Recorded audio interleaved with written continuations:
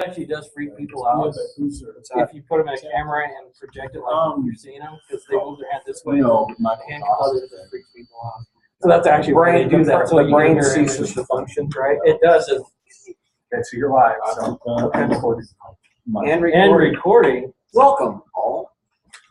So now that we have two participants, If anyone comes on, it'll just pop up. Will we see them? You will see them. Okay, very good. Okay. We'll be back. All right. He told me so. Can you take the pen I had right here? Yeah, right here. That's productive. I took that one over there. okay. That's good.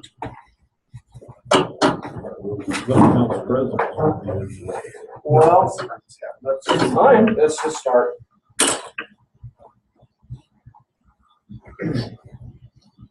I guess this will become our 2-minute skill drill because I don't see a whole lot of camera. well, that's fine. We can do that. We can do that. Okay. We are. So are you those for what? No? Well, a little bit.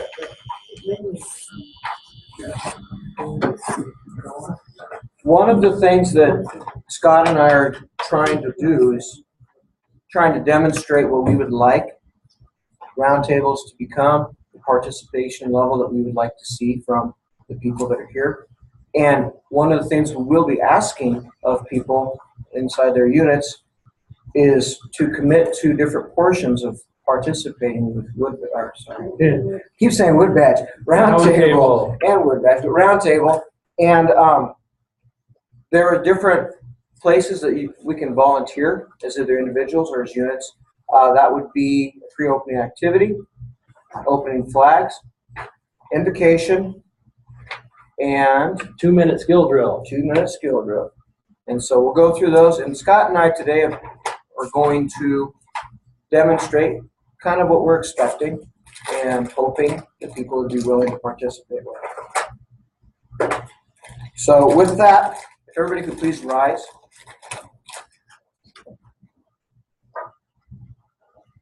The American Flag by Joseph Rodman Drake. When freedom from her mountain height unfurled her standard to the air, she tore the azure robe of night and set the stars of glory there. She mingled with its gorgeous dyes the milky baldric of the skies. Then from his mansion in the sun she called her eagle bearer down and gave unto his mighty hand the symbol of her chosen land. Salute. I pledge allegiance to the flag of the United States of America and to the republic for which it stands, one nation under God, indivisible, with liberty and justice for all. Please stay standing. Remain standing and assume an attitude of prayer. Come on in, Todd.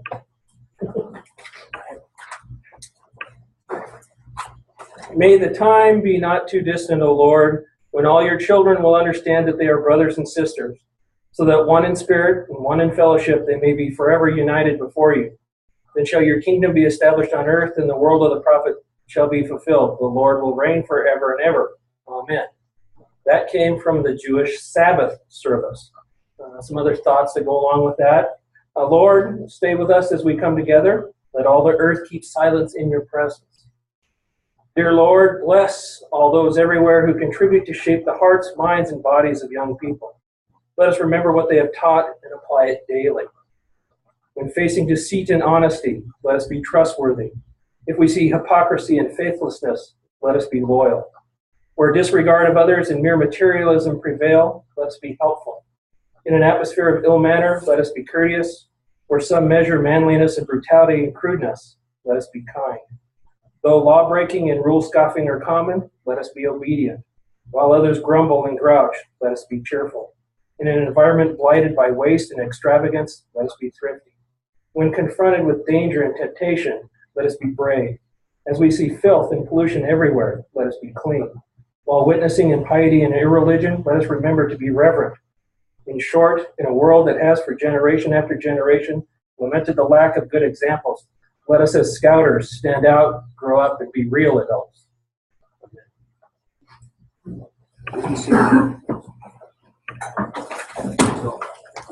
All right.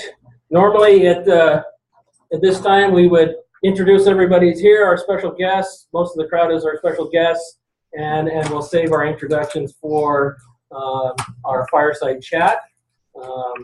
And so we're going to skip right on to the next portion. Again, welcome to Roundtable on this 8th of January. Another thing that we'd like to start doing, and this is we're going to depend upon our council for this a little bit, I hope, is some recognitions. We'd like to recognize scouts and scouters that have got their Eagle, Arrow of Light, special leader recognition, the knots, and so forth. Even birthdays. For example, Dana, that was probably going to be here but is not. His birthday's today, so maybe he's skipping this to have some festivity. Josh's birthday is coming up here in just a couple of weeks on the 21st.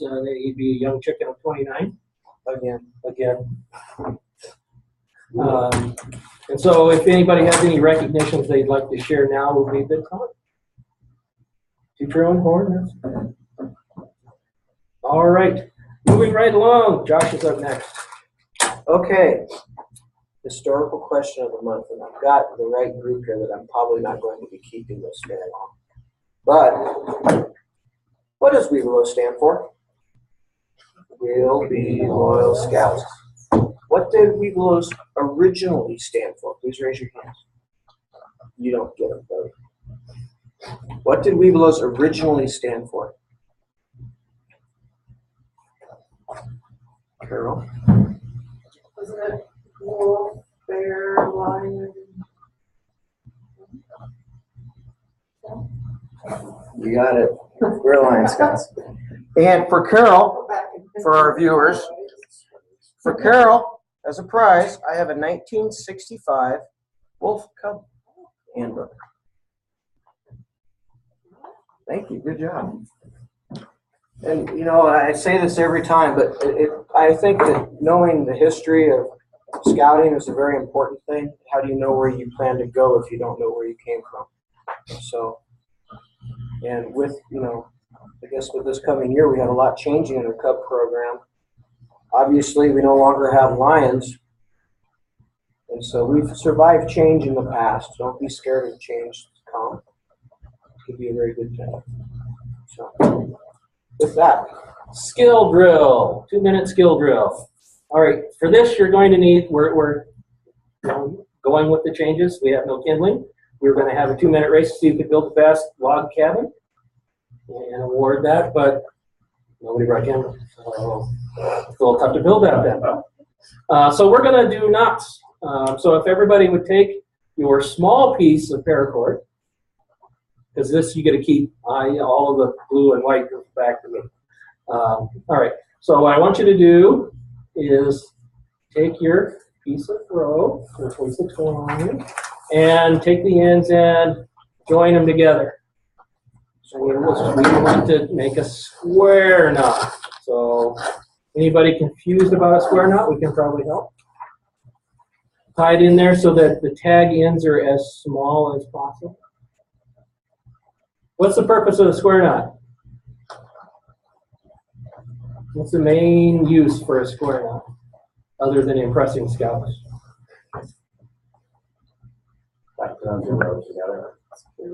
Two ends of rope. So what have you done to those ropes? Joined them. Kind of like we hope to do during our roundtables and other scouting events, isn't it? Okay. So once you get the square knot in there, with the tag ends as small as possible, stretch it and find the point exactly opposite your square knot. Now just put a little overhand loop into it so that there's just enough that it might be able to hook onto a button on your uniform shirt.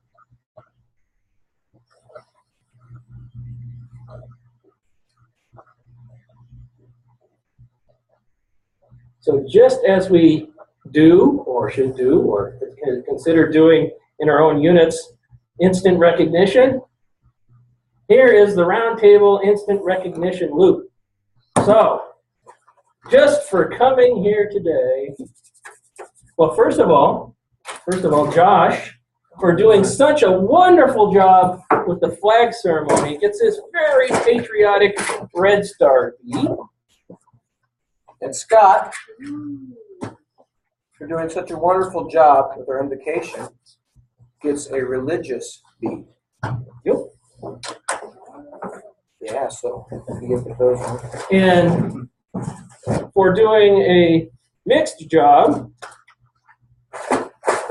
these would be good. Yeah. Of doing a pre-opening activity, Josh gets a bead, and I get a bead. There we go. There we go. And these will, obviously, our bead collections will grow. We'll outgrow these ropes, I hope, in a hurry. But we also have attendance beads that we would like to hand out. Special first use for Special first use. Bethel. Well, you're going to make me look everywhere, aren't you? Yeah.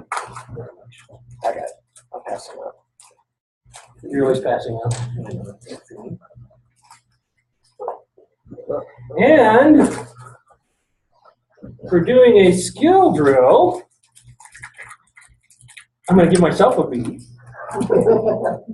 Because that's the way I am.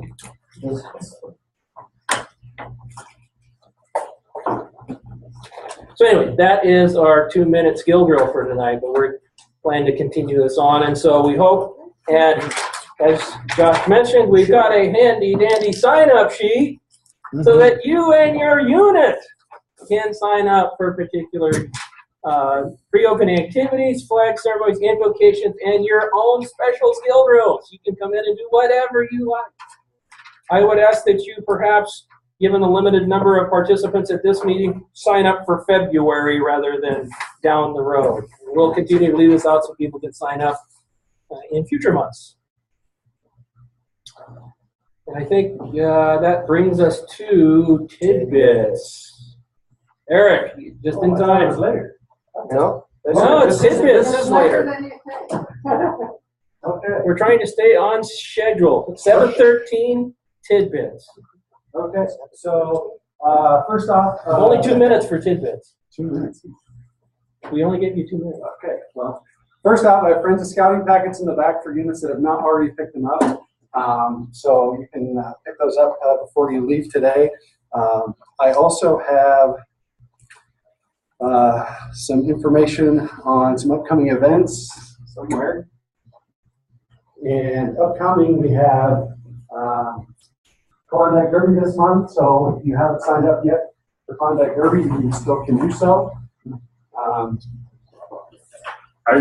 don't think the registration the registration is Is closed. it closed? Okay, not bad. So, But the one the week after at North Platte is still. okay, so if you still haven't signed up for the Klondike, you can sign up for the one North Platte. We also have a training coming up on February 1st for Cub Scout leaders. It'll be in Holdridge. We're starting a new Cub Scout pack there. So it's already online, ready to go for people to sign up. So please take a look at that. We have a new training chairman. His name is Brian Deacon. He's actually from Holdridge. And so this will be his first training session that he's lined people up for. So anyway, we're hoping to have a good turnout for that. I'm going to also pass around, if you have a Friends of Scouting presentation, date, time, location, and if you're going to do your own presenting or if you need someone to present, pass those around. Typically those are Louisville Language or Courts of Honor, but just indicate when you're going to be wanting that presentation. We have a district planning meeting coming up on January 31st at UNK.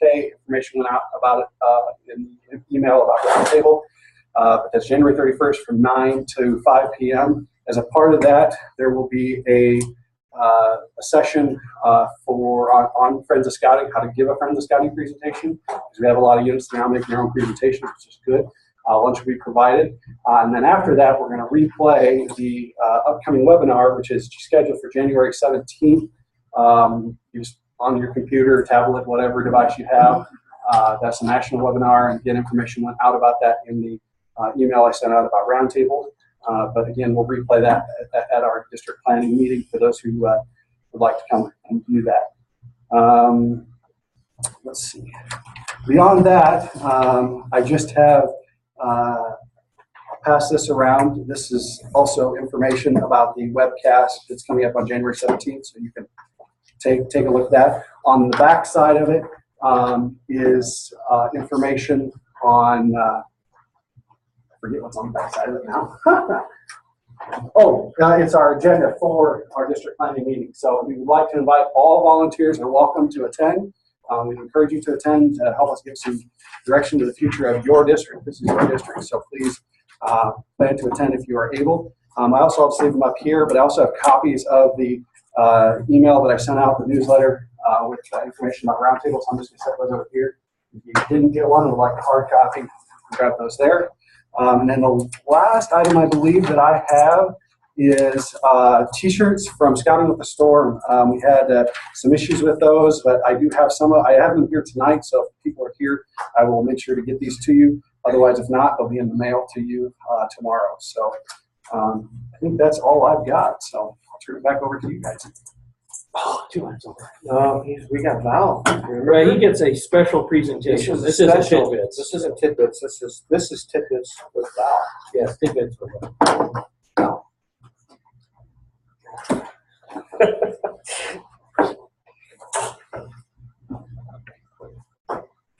You need help?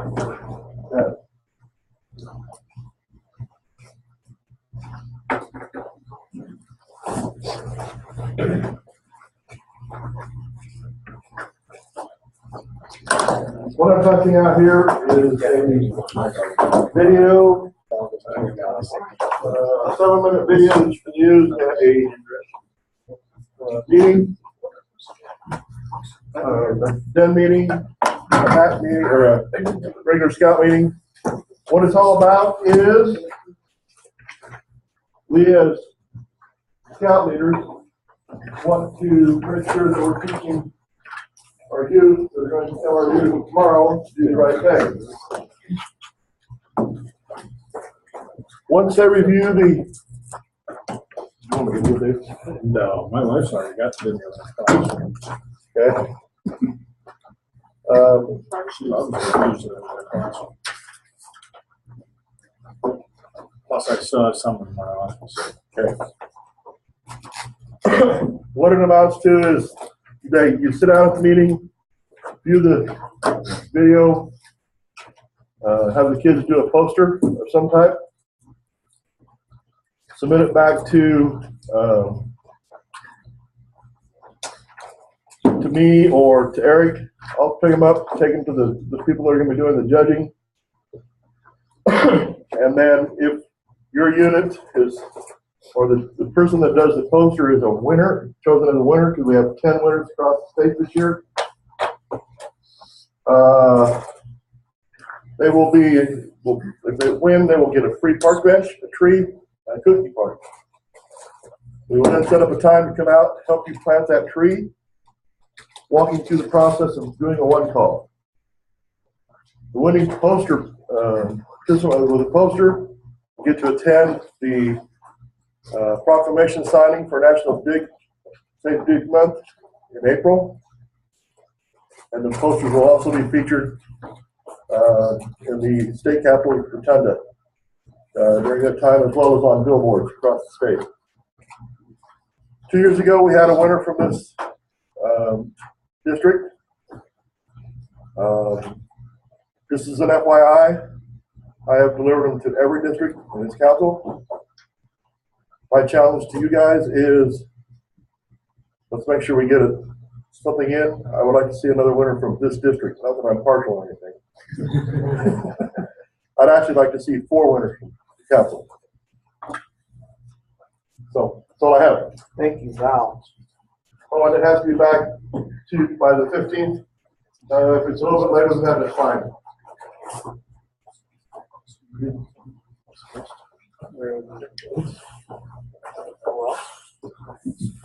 Fireside chat. Yep. So the next portion, the main portion of our meeting tonight will be the fireside chat. And we've got, I think, more presenters than we do participants, but that's okay. That's okay. So we give some value for this. So the purpose of this is to ask questions. This is our opportunity to look at 2014 and look at the upcoming year, 2015. Ask the questions, and so with that, I think that should we just start at the top? Mr. David Quan, our council executive, is here. Yeah. So How are you? good. How are you doing? It'd be nice if our numbers were up. I don't know if it's a. First of all, I'd like to thank all of you for being here tonight and for what you do for the kids in your communities. And that's the bottom line. You know, we as a council, that's the most important thing is the kids. And if our mission is to serve kids, we aren't anything without the kids. And of course, we need adult leaders. So decisions in council level are based on how it's going to impact kids, and that's the bottom line. So that's a good opening statement for you. 2014 was not a bellwether year in our council. Our membership was down. Financially, we struggled. Our camp attendance was down. But there are some positive things on the horizon. And we saw our recruitment numbers during the months of, August through September have an increase over 2013. So we saw more kids recruited in that time frame than we did the year before. That's the first time in probably 2 or 3 years that we had seen that recruitment increase. But it wasn't enough to make up for the losses we suffered at the charter time. And so we feel very happy about that. The other thing we feel very happy about is we saw some marked improvement in our camping operation and the programs that we delivered to young people. And we saw some improvement in the facilities at Camp Augustine due to the guy sitting here on my right, his hard work in making that happen. So we saw some things that, give us hope. And, the organization as such has been through a massive change over 2 years ago, and we're still recovering from that. And I think that's all past us now. The important thing is we got to continue to reach out and serve kids and find ways to get new kids in the program. So with that, I guess I'll open it up to questions from you, because I know you guys have the most questions. I'm sorry, I thought my council president was going to be here, and I thought he had some things he was wanting to talk about. But Carol here is our council training chairman. And so any training related, and she sits on the council executive board, so she can take your information to the board. We're run by a board of volunteers. I'm just the executive officer, but I am run by a board, and I have policies and rules and regs that we have to follow based on national and based on our board, what our board decides. You have good representation from over here. You have Dr. Mowry on the board as council president. You have Dr. Lawson as the Lodge OA advisor. Stan Klaus, Ty brothers, Mark and Tom Ty have been longtime board members. So you've had some extremely good board representation from this area. So with that, I'll open it up to questions. With our recharter numbers not coming where we want them to be, is there any type of trend that you see? Well, actually, the downward trend stopped. As of, if I look at it today and compare your recharter numbers to last year at this time, you've stopped it here in this district. You've stopped the bleeding. You've had a good recharter period right now, which will set you up for a good year. And that is holding true throughout the council. Right now, we're about 70% of kids recharting. It's not high enough for my liking, and hopefully it'll increase. But last year at this time, you were about 64%. So that increased recruitment, coupled with good program, it all relates to program. Everything relates to the program and the packs and troops and what you're doing locally with kids. That's what's going to keep. And so far, it indicated that we're coming out of the dip. And I can't. I'm just looking at the figures and numbers today, and you did a very good job in this district to recharter. You're dropping 2 units, and they're questionable units at that. They're a unit with 5 kids and isn't meeting and isn't advancing. It's not good for anybody. So I think there's only 2 of them right there, and you've had you're going to start a new pack in Holdridge after the situation with the membership standards, and we lost the pack. So I see the uptick. So it's encouraging. Nationally, we're on about year 10th of membership decline. I can't remember. Is this pretty much kind of even regardless of the level? I mean, scouting versus Cub Scouting. I'd have to look, pretty much. But I'd have to, look at the figures again. In the past, this district was really suffering losses of triple figures, 100, 200 kids the last 2 years. And you've seen now, hopefully you bottom out and coming back out of it.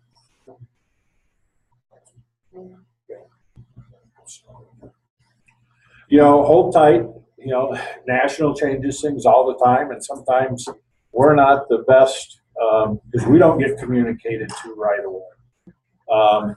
We're hearing this new Cub Scout stuff just as soon as you are, and there's a roundtable feature, and I don't know if you've gotten that. I send it out to the DEs. There's a roundtable feature that can be shared every month on the new Cub program. So Eric, would you make sure that they get that? Yeah, in fact, I brought some stuff here tonight, and if we have time, we're going to talk about it. If not, it's going to come out. And so, each month there's a little segment for the new program. And National's only releasing the segments month by month. Is that how they're finishing them? Yeah. Well, again, if they release it all, then you're Overwhelmed. You're overwhelmed. You're presenting it all, and they've got it pretty much tailored. I think for Cub Scouts, you'll love this. From what I've seen, you'll love the new program. It does streamline things. It makes it more efficient for your den leaders. It takes effect beginning in May, right? May 1st. And right. so all Cubs will be working with whatever the new books will be out then. Will you have them in the store then? I can't control that. That's something I can't control. I can't control that. I think we'll hear in a couple of weeks from supply division. Could create some anxiety among leaders if they're being told they need to work from the new program and they don't or can't get the materials. Just as a programming note, the entire March roundtable is centered on this topic. Yeah. And we'll share that. So relating to this topic, I heard a rumor that kids who are little ones this year will have the option of staying in the program. Yes. Yep. And there's a whole transition. That's what will be presented at these roundtables in these 5 segments. And Eric has that information. I'll share it with you guys. Plus, it'll be on the that webinar on the 17th. And if you don't have that information, it's like they'd have one for den leaders, for Cub Masters, and it's various times on that Saturday. So you want to sit at home. It's only going to be an hour. Watch it. And our staff will be listening to a member of the committee make the presentation at our planning conference in a couple of weeks. So That information on that webcast is in these packets. Yep. So all the dates and times, Right. and the actual specific topics. So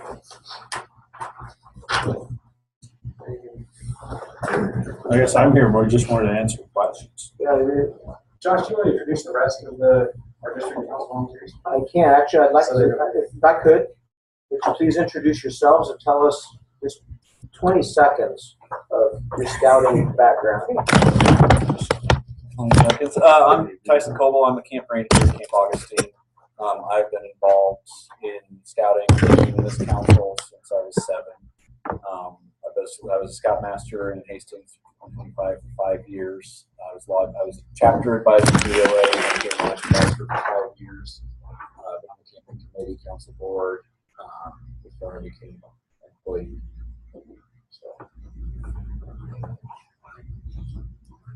Okay, excuse me. I'm Carol Alsteg, and I'm your council training chair. I just recruited a new district training chair for you, Brian Deacon, if you know him. He will be then working with all the other council training chairs, or district training chairs in the council as part of that committee. I've been in scouting for, I guess I'm working on my 22nd year now. Started out a leader in Cub Scouting and Boy Scouting, and actually now I've been with the group. And so I'm here to help our districts be successful in getting their leaders basic training and beyond. Paul Sawyer, I currently do the Eagle Scout board of reviews and project approvals. I've been in scouting for 30 years. Eagle Scout. And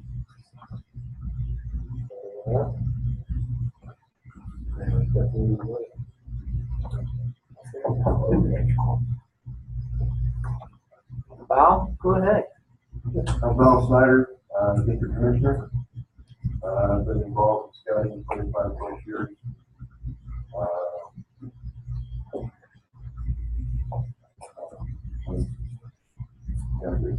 Working on helping to make the district grow by getting community.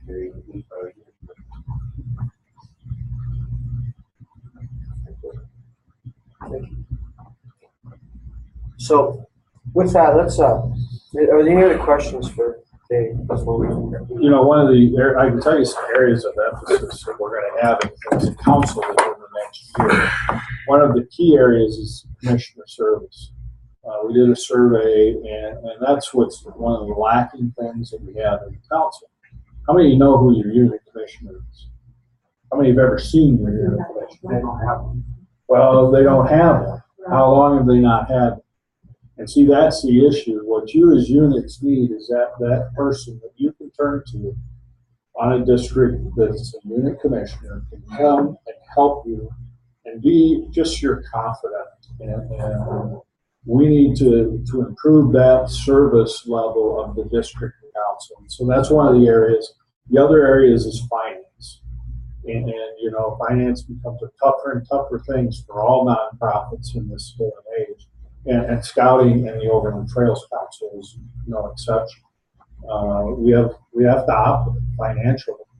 And in the last 2 years, we have not met our financial obligations, which puts a strain on all levels of the program. We try and not have it affect the units, but it will affect the units at some point because we can't do something to fix the facility or to offer increased communications or stuff like this because we've had to tighten our belt. And so that's been a challenge the last 2 years. Any comments on that? So those areas and membership and marketing are kind of our 4 target areas as a council that we're going to try and work on during this next year. And hopefully we see some great benefits. Plus, the other side of it is our camping operation. And we've made strides there. We still have a ways to go. And Cameron and Jacobiak and Tyson are leading that effort. So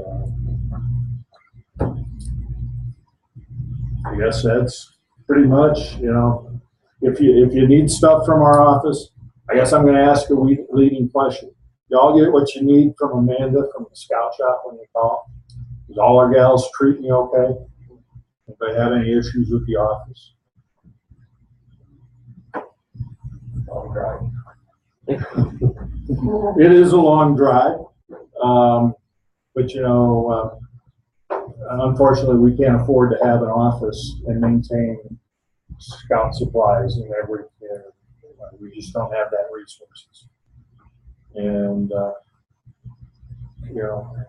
How do some of your units work around that? Do you try to coordinate with your membership at all? Like if anybody has to be going out that way and stuff? You have certain dates? We typically ship all of our awards and everything else around. When you have brought the scout shop to Roundtable, has that been successful? When it's been publicized? Mixed. It goes in streaks. Depends on time, depends on how it's publicized.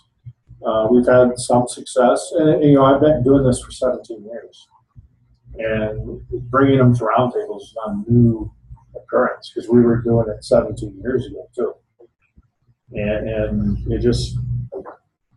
it's hit and miss. I don't have.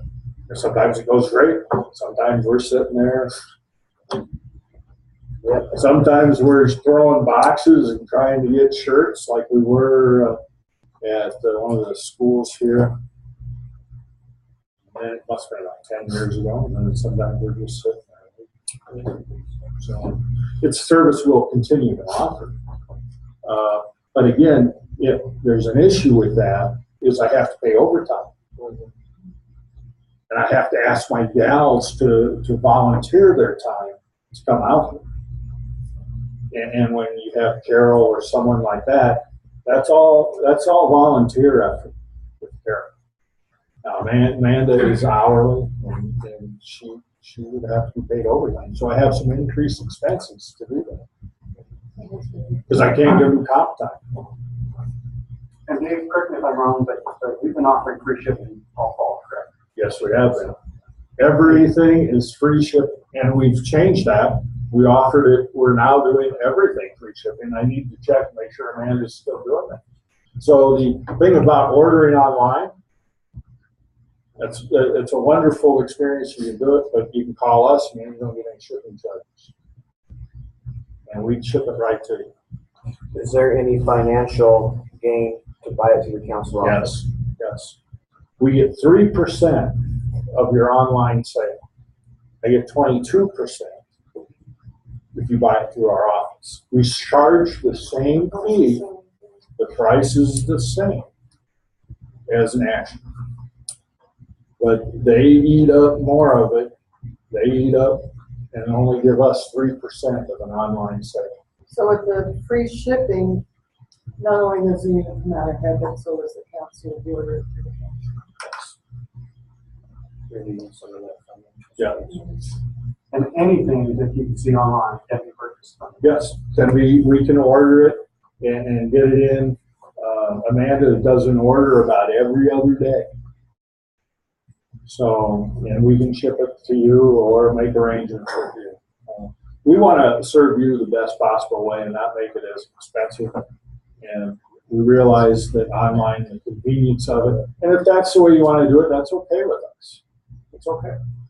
The other thing we want you to do is we want all of our kids to go to camp. And there's no reason that financially, there should be no reason a kid can't go to camp. If there is, let me know. Because we should take care of it. And could kids order things at camp? Like, let's say if they need a shirt or whatever, that could be okay. Yep, all that stuff is there. Right on. Yep. That's a good segue to topics. Tyson, there's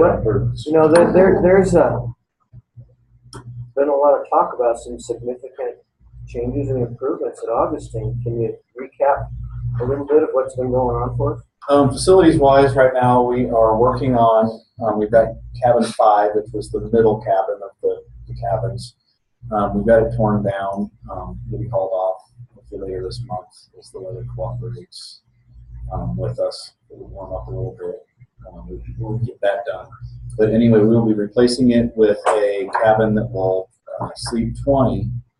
Plus, we'll have 4 outside facing bathrooms, shower rooms, the shower, toilet, sink for the other cabins. So we'll have 1 inside for the cabin itself, and then 4 outside for the other 4 cabins. That way, it'll be running water year round. That way, you have flush toilets year round. Is that its own building, or they're It'll like? be its own building. Okay. Dave and I are working with the architect right now. Of course, as with any big project like that, it's going about half as fast as we would like it to. So we were hoping to have it at least started by this summer. We might Maybe the first we'll get it started hopefully by this summer for that in the fall.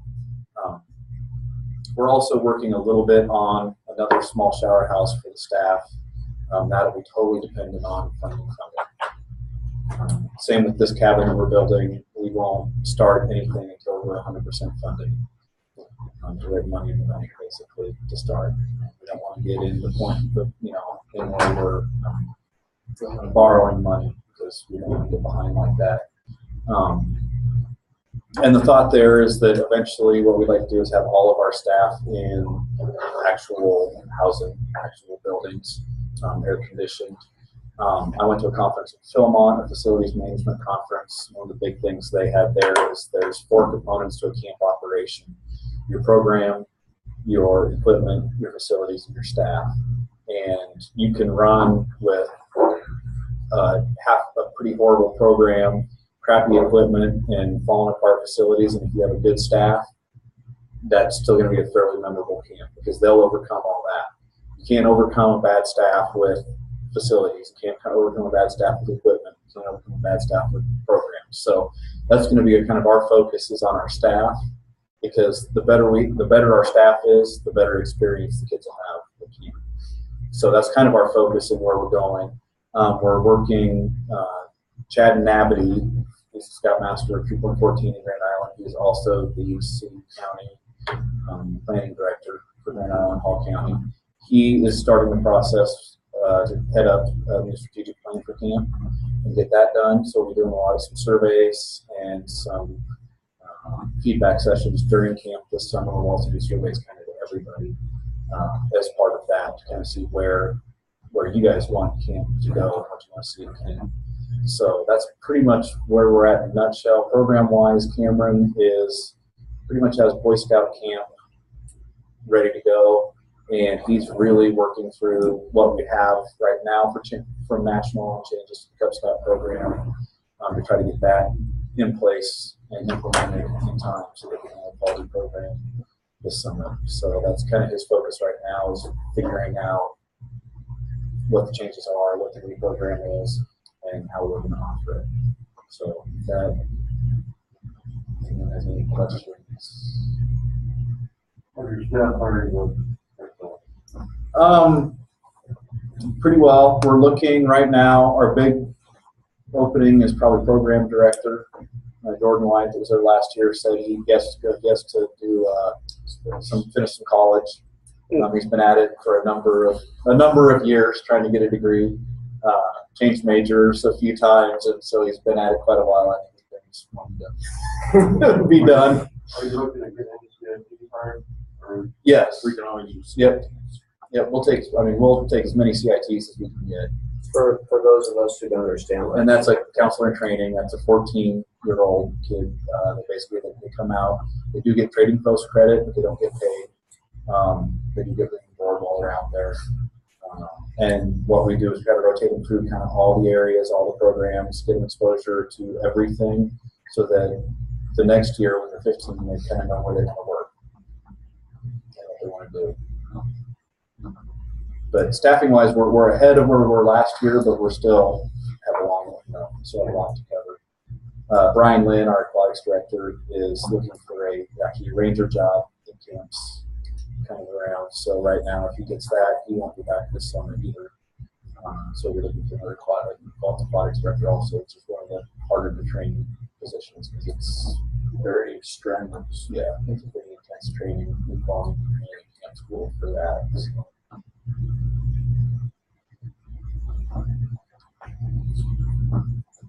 You know, you look at things today, and you look at young people and what they're faced with. There's, in my mind, having growing up in this program since age 7, or 9, excuse me, 9 when I did join, something like that, 9 or 9. There's no better program that meets the needs of young people. The problem is we got a society that we have to deal with that's different from 1960 and 1950 society. And that's a challenge that's going to be with us, those of us that love the Scott program. And there's no doubt in my mind that we benefit kids. No doubt. None whatsoever. It's just hard. And so we have to do a better job of getting our message out to help those young kids. Because you all see it. They need it. You all see the society in which we're turning.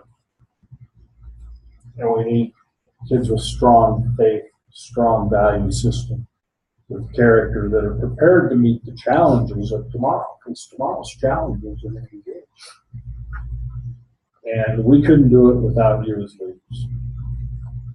And I appreciate all the effort that each one of you have put in with your backs and your troops in making it work. And feel free to call if you have any questions. I may not be able to answer all of them, and, but we will try and see what we can do.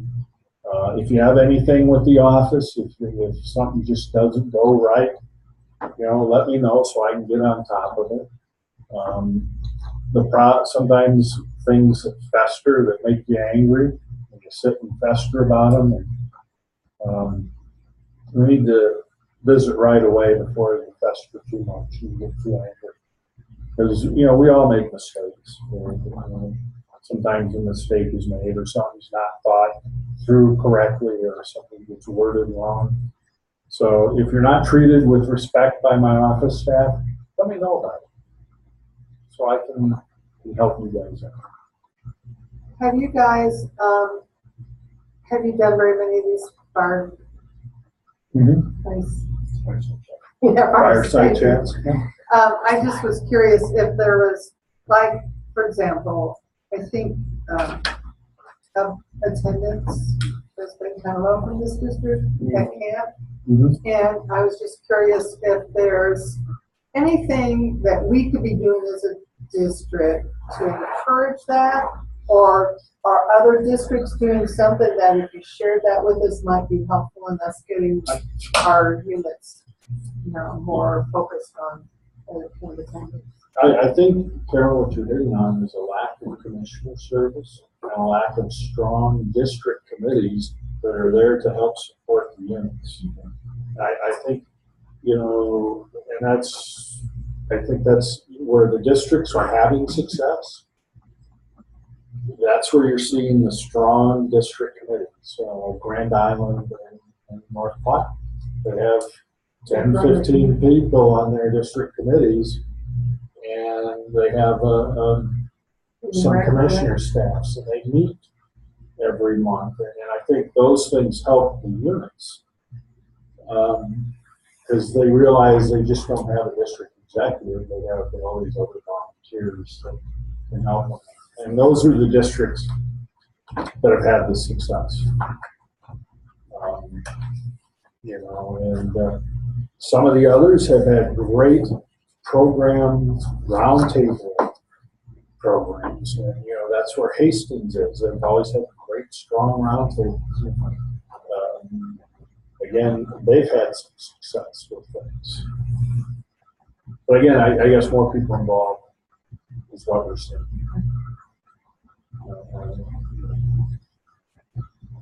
So is there anything specific, like, for example, Hastings Roundtable, that they're doing to get people there that, maybe we could take a lesson from, or is it just they have that staff in place? And they have 2 people, and they have that staff, and They took it over from you guys, because you guys were at the top. Used to be a little bit of a There was a, district pride in some of these things, back in the day when I first got involved in, but again, Roundtable is an important feature. But I don't want to take anything away from Roundtable, but I think even more important is a commissioner service that's contacting those units. And Roundtable is a part of commissioner service. Because how many units we got represented? 3? 5. You got 33 units. What's the contact with those unit leaders after this meeting? If you're leaving it up to one person, like a district executive, that's tough. Well, I think even by email, it's kind of tough even today. People don't think Get inundated in their emails now, just Christmas sales and you name it, the things in the box now.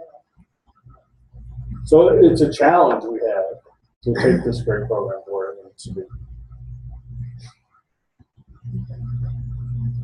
I'll reiterate what they're saying. For those Cubmasters and E3, the units that are here, believe me, we're going to be talking. We're going to be putting a plan together. We're going to find someone that's willing to step up and be that commissioner. So you have that resource to help take some of the load off. You know, you all did a great, you heard us introduce, I'm kind of interested what units are here. I know 158's here. And, Oh, yeah, true. yeah. Cruising. From Troop 132 right down the street. Oh, okay. You know my good friend Jim Bono too. Yeah, I do. He's the liaison on our board for the LDS churches. He's the state president. Well, young men's. For young men. Yeah. And I know what you know. You're going through the thing.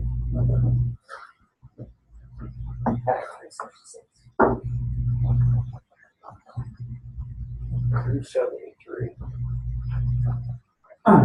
I guess I'd like to hear from the volunteers that are here outside. I mean, I appreciate you guys sharing your thoughts, but we've got planning meeting coming up on the 31st. I'd really like to hear them share with you some of their feedback, regarding camping training, finance, commissioner service program, things we can do better, things we do well, because we're here in a few weeks. We're going to sit down. I'll be working with the volunteers. We'll be sitting down and planning everything out for the next year and a half, 2 years.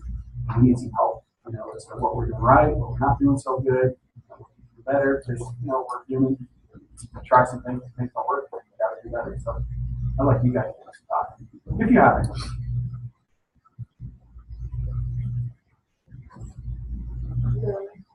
No pressure. I'll speak about the training that we did this fall for our Scoutmasters.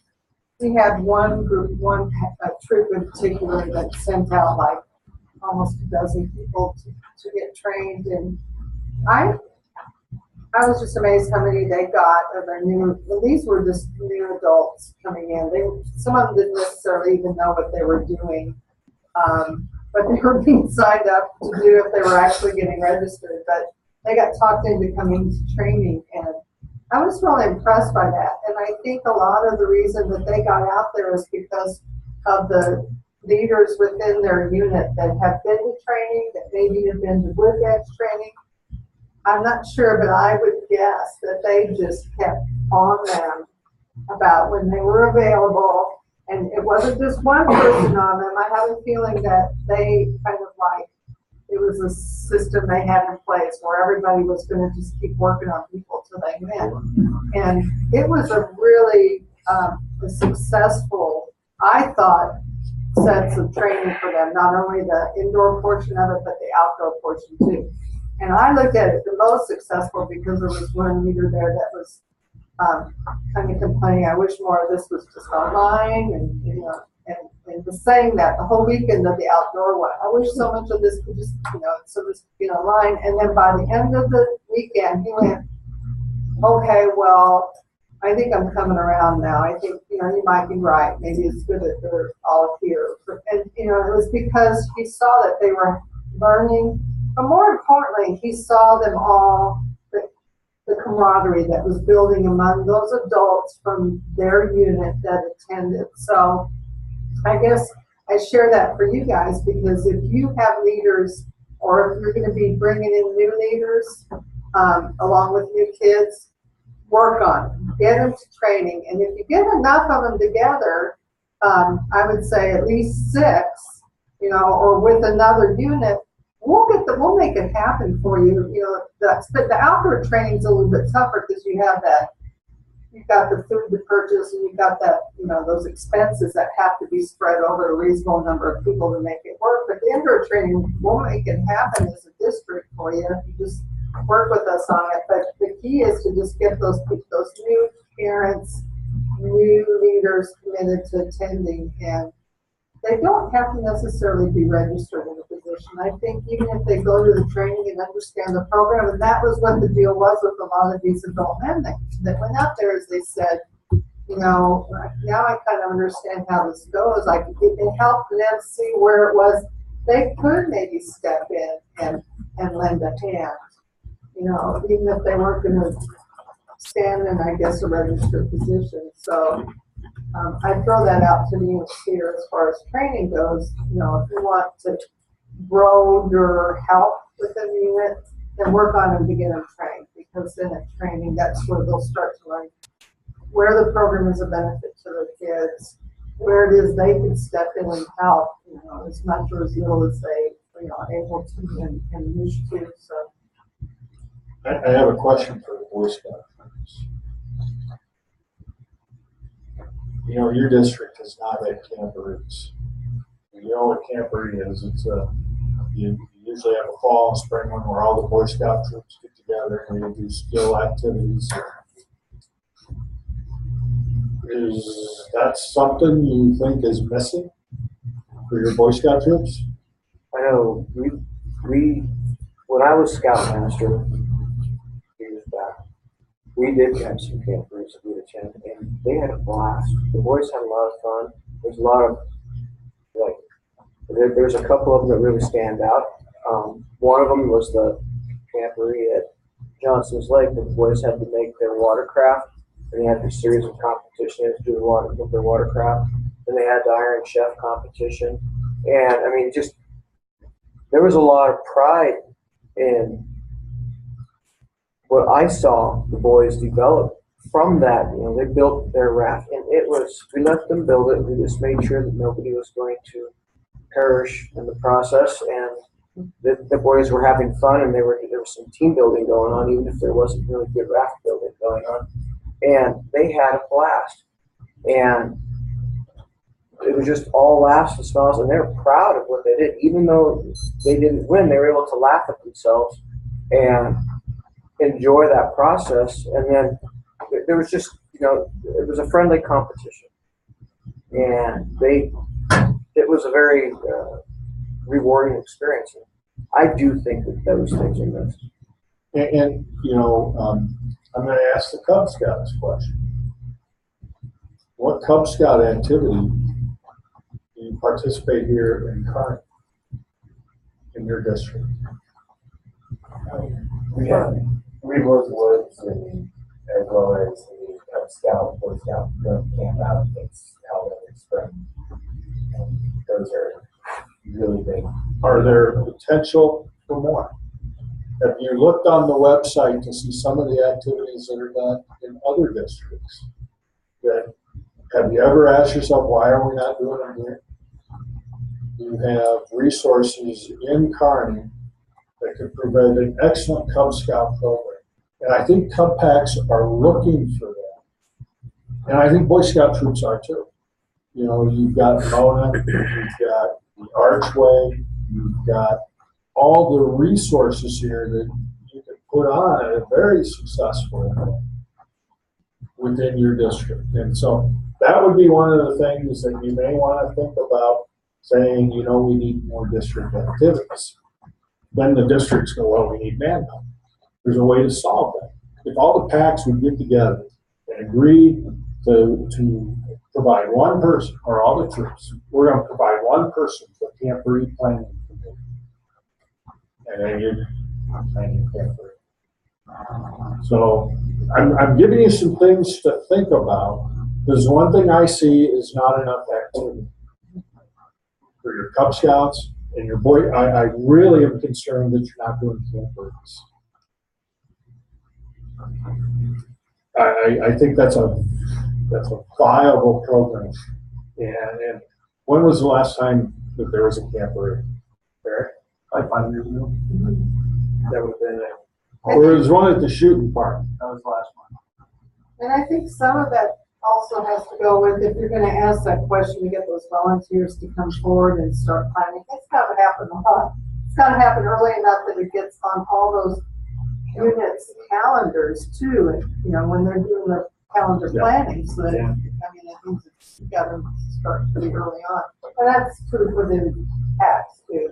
I mean, most PACs, not all of them, but some of them do an annual calendar, and so, you know, get them on there. So that would be my challenge to your district, is develop your commissioner staff and develop programs that help the units. Because we can't always rely on, you can't force everything on the units. You gotta help them. You gotta provide some type of programs that keep kids interested. My district and council level, we gotta do that on the council too.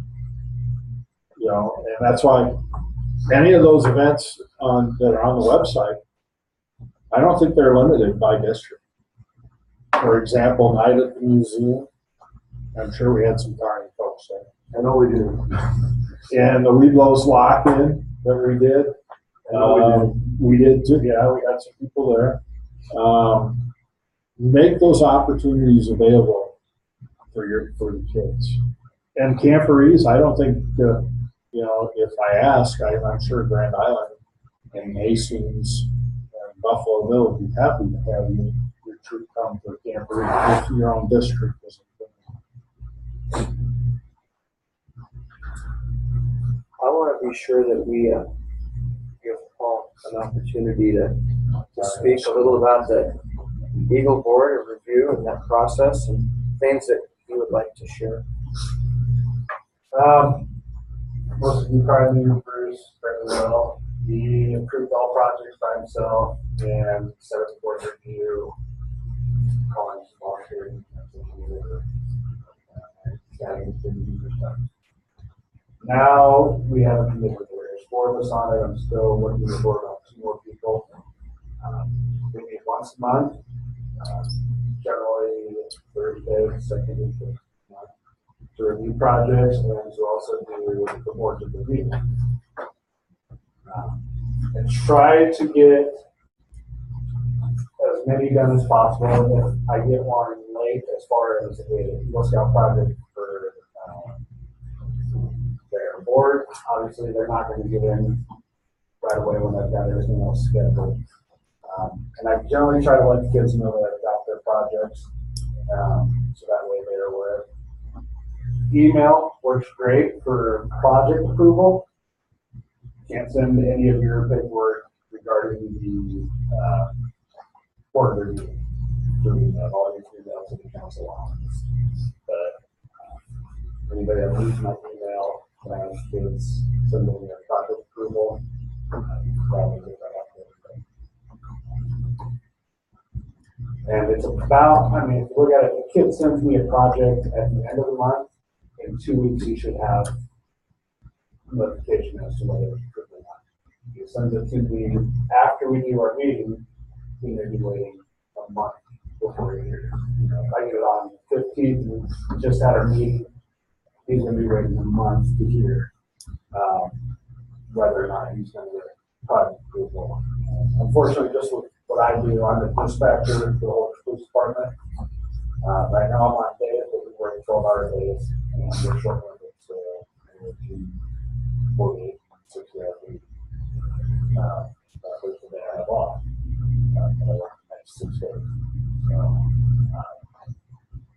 I get off work, you know, the last thing I want to do is spend another 3 hours doing something else.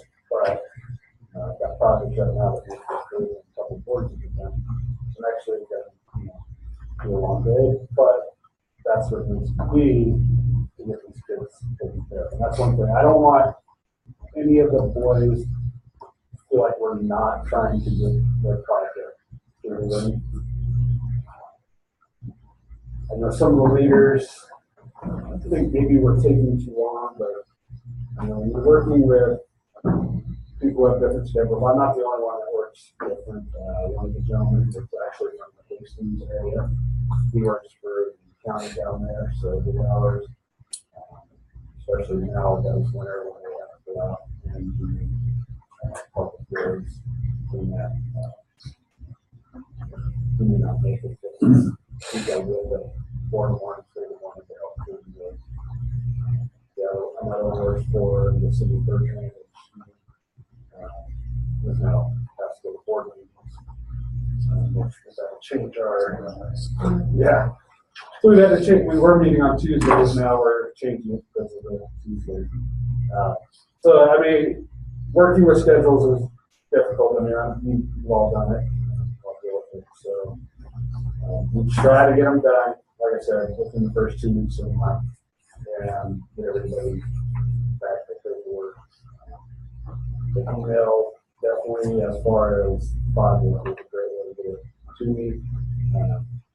Let them know that, you know, I can definitely reply right away as well. Project's finished, so they'll notify you that you can set up for this day.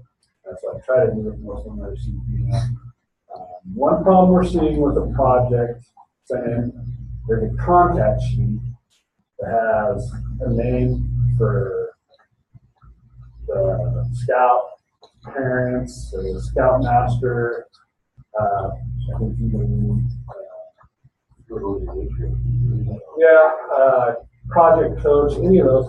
We're not getting that sheet, and so when we do come to issues with the project, all I've got is a name on the front of the sheet. So I've had to call Carol numerous times to try and get phone numbers or, you know, leaders' information to try and figure out, you know, contact the scout. So that's one thing. If you're dealing with the scout and helping them with this project, that piece of paper is almost the most important thing. So you can call them, and after we do projects, Bruce used to send a letter saying, "Hey, this is what we, you know, this is what I see, and I'm not approving." We come up with, if there's, you know, 6, 7 items we're not seeing on the project, I write them all down, and generally the next day I call the scout and say, "Here's the question." And try and get their answer over the phone, so I know whether or not he spotted this, or if he's going to implement, you know, or if there's an issue, whatever we see. You know, some kids just don't type them up very well. They're kind of shorthanded in the project. They've got everything planned, but they don't have that info in their project. So most of the time we don't have issues. It's just a matter of they get communicated in their paperwork. So that sheet right there helps me get in contact with them right away, so that we can approve the project without having to send it back and say, "Well, this is the info we need," and then wait again, and we've got to wait another month for the next meeting. So we want to try and get that turnaround right away. That's a good question. Do you have a link on district website where if somebody was going to email you, they could go to the board of review down there now? No. Okay. Still has So maybe that's something we could, those. so maybe that's something we could work with our district executive to get posted. That would be great. I mean, that would be nice, because then if somebody wants to contact you, they could, rather than, you know, who's got the email, they just know to go to the council website and under the board reviews, drill down and find it. Another one is, you said meeting dates, if I could get it to you for the meeting dates. Will those get put on the calendar too then, as you get those established with your members? And then my last question is, who are your members? Because you said you'd like to get more people, so if you know who are already on it, that might help. Roxanne Lindheim, Yeah. Eric Walston, and Bill Gilbert. of the 3 members. I talked to one other person who's here tonight that I never got back to because he's already has a position. I've tried contacting 2 gentlemen from everybody that experiment out was Bertrand Holder to south. Nobody like north. 2 gentlemen I talked to, one from Elm Creek and one from Pine. Both didn't think they had the time and allowed them to.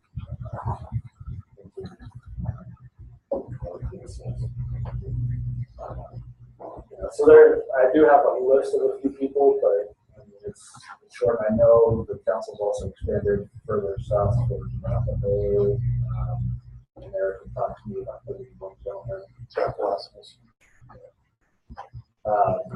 But I've not heard back from him.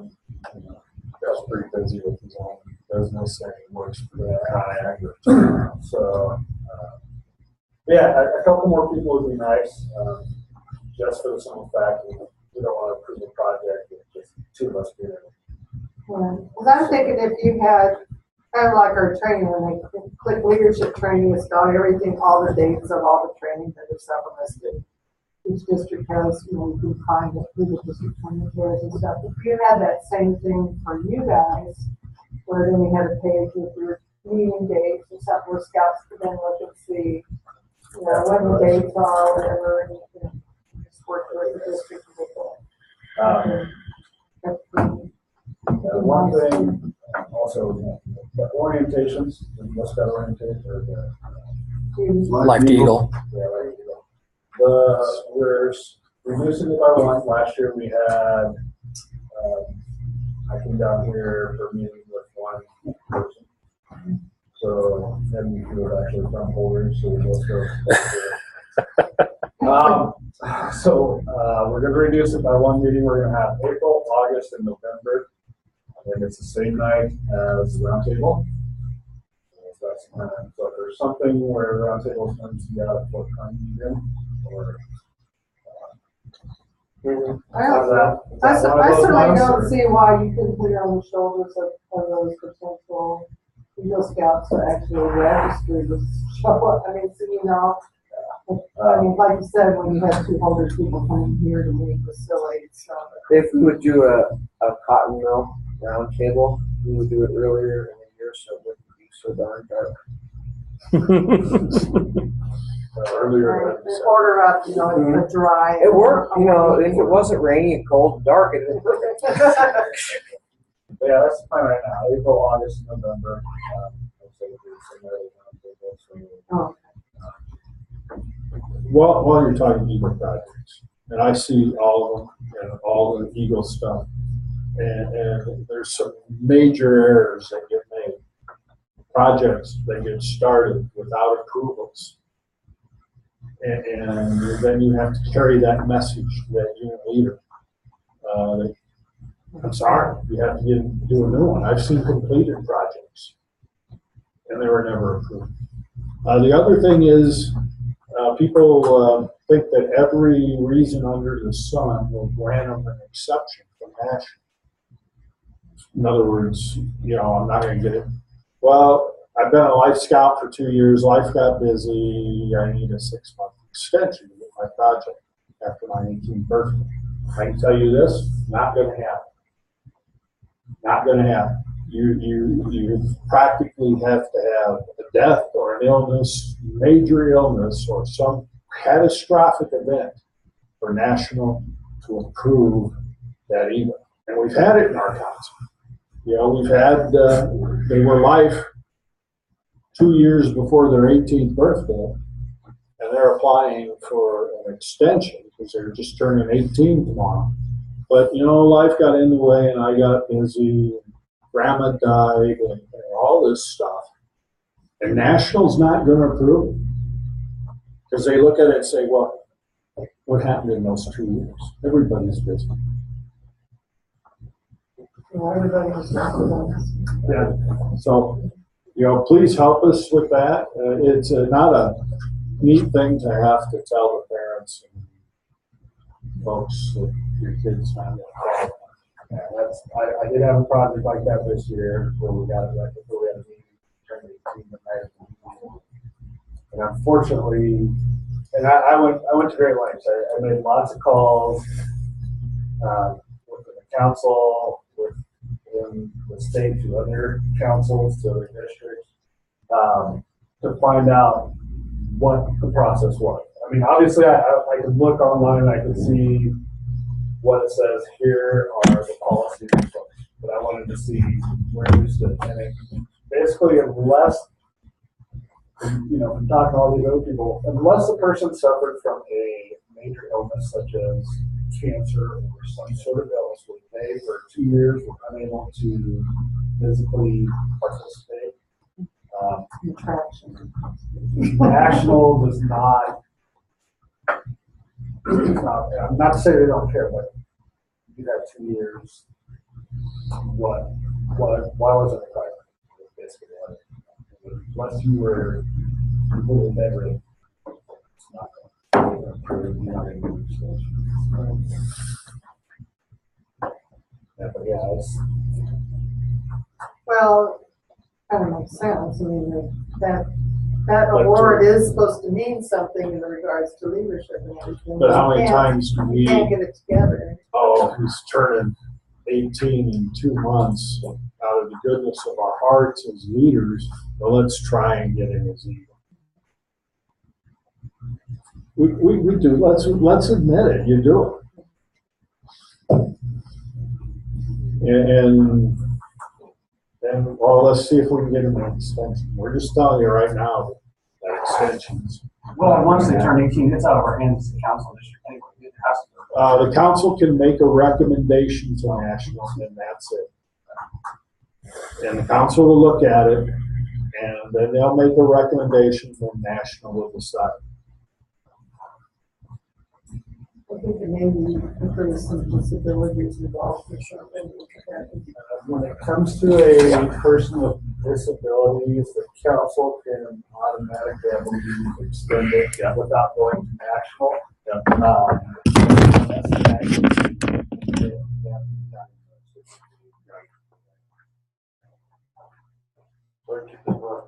Have any feedback for us?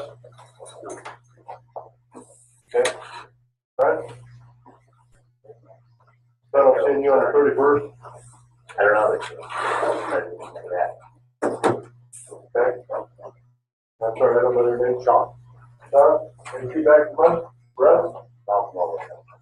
Okay. Right. Any feedback for us? Thanks for coming. I'm here because I want to build leaders for tomorrow. That's why I'm here. That's why everybody's sitting around here. So I'll just say this to the volunteers that are here, PAC and unit level. If you have some feedback, my email address is on the district web page. Get it to me so that I can get it read. If I have need to ask more questions, I can before our planning meeting on the 31st of January. Yeah. I'm not even going to ask you. No, I know. A few parting thoughts before Scott's commissioner's minute. Next, go ahead, Kevin. I just wanted to mention to you, maybe this is where Eric needs to hear it too, but I always forget. This is kind of 6:37, so I go online to look it up on the calendar. Roundtable is not on the calendar right now. January, February, March, there's nothing listed, so. I sat down a year ago and put everything on. It takes a lot. It's just not putting a recurring event. I wish we could do it. Much easier. Please, push us. Just a reminder. Thank you. Next month, Roundtable, summertime activities.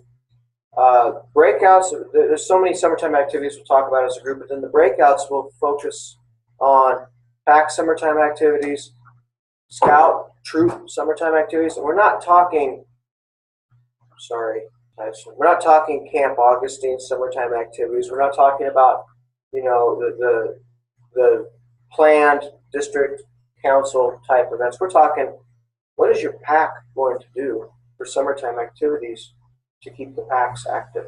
what is the troop going to do? Does your troop still meet during the summer? Do you have, family events? I mean, what kind of activities do you have? Those are the topics that are going to be for next month. And then, of course, we didn't get the time to do that tonight, but we're going to continue with our hot topics because we definitely want Roundtable to be current, relevant to what you need it to be. It'd be a shame to put scouters of all these different experience levels in one room and not have an opportunity for people to ask each other questions. So we want to make sure that that's always going to stay on the agenda. And if anybody has any ideas for future topics, any questions that they would like more information on, I think everybody in the council and the district has my email, and it's out there, or call me. And I'm very happy. I know Scott is too. We're very happy to be of service to you and help facilitate this. So those are our parting thoughts. Couple more parting thoughts. Go ahead. Unfortunately, we lost one troop already, Mm-hmm. and I might have to sign him up anyway. Yes, do it. We have 4 slots for activities. So pre-opening activity, flag ceremony, invocation, and skill drill. It doesn't have to be you, but No. your unit signs up. Yes, your Okay. unit, but if you have something, we'd love to get you guys involved. This is your round table, not something that Scott and I put on for you. And so please sign up there. It doesn't have to be big and showy. Just, especially the skill drills and the pre-opening activities, just make it fun, just like you would hopefully do in your units. With that said, and with Carol, it's 7 o'clock, but we are starting the meeting at 7 sharp. So that means if you want to engage in the pre-opening activity, It's pre. it's pre. Come early, have fun, socialize a little bit, maybe do a fun activity, learn something that you didn't do before or didn't know before, but then we're going to get a start. So pre is pre. We're not going to extend the pre-session before we get started. One of the things, just a quick reminder, January 31st, Wagon District Planning Meeting. All volunteers are welcome to be there. Please, come join us. And it's another opportunity for you to give us some feedback. Do they need to go online and sign up for? Yes, go online and sign up so we know how many people are coming for lunch, how many people are coming if you're going to do the Friends of Scouting presentation, or if you're going to do. you just come for lunch and then go? You have to sit through a Friends of Scouting presentation. It's like a timeshare thing.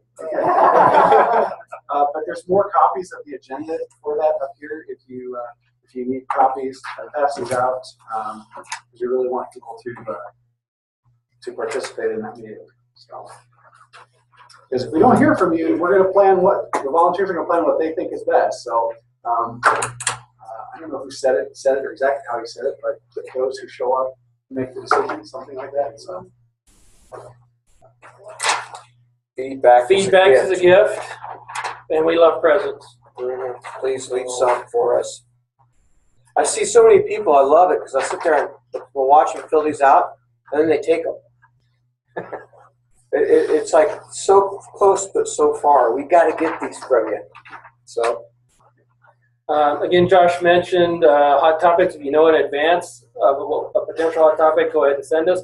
Otherwise, the other part of the pre-opening is we're going to have a board or a spot on the whiteboard here for you to write down your hot topics. And if somebody agrees, they can check their star, so we know what really might be the pressing issues. So we really want to make this so we can serve you as best we can and help you make your units as good as they can be. So definitely.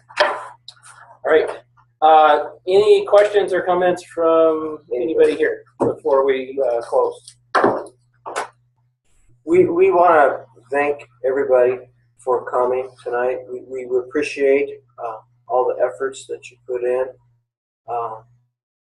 Can't always be easy helping.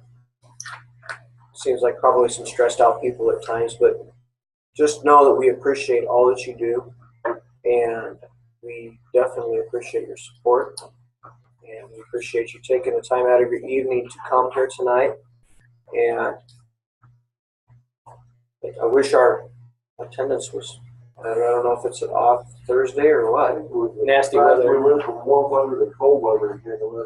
So it could be. It wasn't even 6 hours. It went from 45 to like 20 in about 15 minutes, I think. I think having the first Thursday on January 1 makes That was it weird. still seem like Yeah. this is the first. I wonder how many Thursday. people show up next Thursday and wonder where we're at. Be sure to come pick up your friends' of scouting materials if you're going to them or if you're taking them anyway. Was blue and gold crossover, was that? What the- That was going to be our breakouts, but we nixed it to give more time for you guys to share. So that's nothing. Start actually having the session. Yes. All right, Roundtable Commissioner minutes. With apologies to the Scout Handbook and modified, a scouter is trustworthy. A scouter tells the truth. He or she is honest, and he or she keeps his or her promises. People can depend on him or her. Ralph Waldo Emerson said, "Trust men, and they will be true to you. Treat them greatly, and they will show themselves great." A stable life hinges on unconditional trust in many things. As minor as a bus schedule or as significant as the daily path of the sun, we trust the predictability of things and events. A trustworthy person, though dependable, is not merely predictable. We trust people who have consistent ethical judgment, whose actions spring from intellectual integrity. Trustworthy people are less concerned with appearing to be honorable than with actually doing the honorable thing. They will not compromise their ethics under pressure.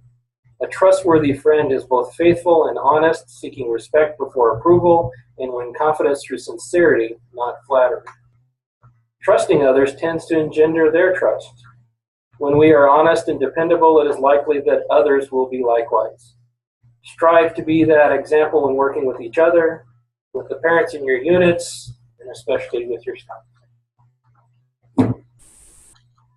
Thank you for coming. We are adjourned. 3 minutes early. We could have used 3 more minutes.